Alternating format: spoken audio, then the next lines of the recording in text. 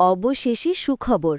দীর্ঘ অপেক্ষার পর আগামী ৫ই এপ্রিল থেকে চালু হচ্ছে ভারতীয় ট্যুরিস্ট ভিসা।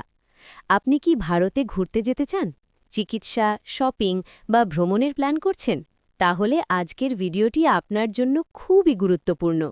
এই ভিডিওতে আমি আপনাদের জানাবো কবে থেকে আবেদন শুরু, কি কাগজ লাগবে, কত টাকা খরচ আর নতুন কি শর্ত দেওয়া হয়েছে। ভিডিওটি শেষ পর্যন্ত দেখলে আপনি নিজেই ভিসার জন্য প্রস্তুত হতে পারবেন।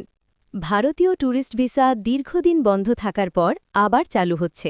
সরকারি সূত্র অনুযায়ী ৫ই এপ্রিল থেকে আবেদন গ্রহণ শুরু হবে। কোথায় আবেদন করবেন? আপনাকে অনলাইনের মাধ্যমে আবেদন করতে হবে এবং নির্ধারিত ভিসা সেন্টারে গিয়ে বায়োমেট্রিক দিতে হবে।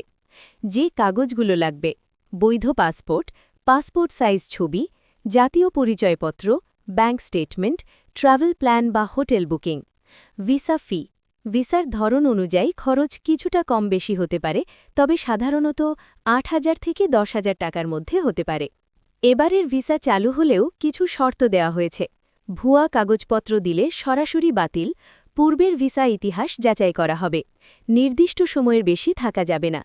এছাড়া যারা আগে নিয়ম ভেঙেছেন তাদের ক্ষেত্রে ভিসা পাওয়ার সম্ভাবনা কম থাকতে পারে।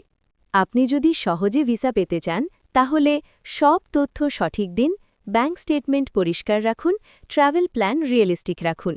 এগুলো করলে আপনার ভিসা পাওয়ার সম্ভাবনা অনেক বেড়ে যাবে। তো বন্ধুরা, ভারতীয় ট্যুরিস্ট ভিসা নিয়ে এটাই ছিল সর্বশেষ আপডেট। আপনি কি ভারতে যাওয়ার পরিকল্পনা করছেন? কমেন্টে জানান। ভিডিওটি ভালো লাগলে লাইক দিন, নতুন আপডেট পেতে সাবস্ক্রাইব করুন, বন্ধুদের সাথে শেয়ার করতে ভুলবেন না।